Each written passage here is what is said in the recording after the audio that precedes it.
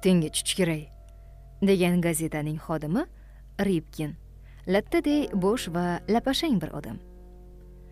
Musofirxonadan ijaraga olgan nomerning o'rtasida turib, shipdagi ilmoqdan ko'zini uzmasdi. Qo'lida arqon. Ko'tararmikan yo ko'tara olmasmikan, deb o'yladi u.